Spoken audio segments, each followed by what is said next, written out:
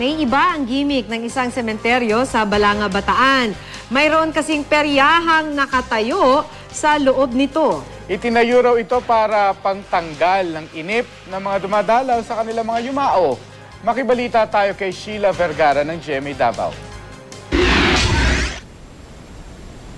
24 oras na ang trabaho sa paggawaang ito ng kandila sa Kidapawan, North Cotabato. Habang papalapit kasi ang undas, lalong dumarami ang kumukuha ng order ng kandila.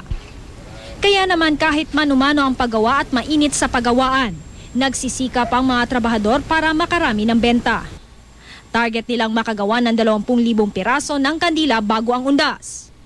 Mahigit 100 kandila ang nagagawa ng 8 trabahador sa loob ng isang araw. Ang ilang taga-Bataan naman, abala na sa paglilinis ng puntod ng kanilang mga yumaong mahal sa buhay. Sa isang sementeryo sa Balanga City, hindi raw maiinip ang mga maglilinis. May peryahan kasi sa isang sulok ng sementeryo. May rides, palaruan at tindahan ng mga pagkain tulad ng popcorn at barbecue.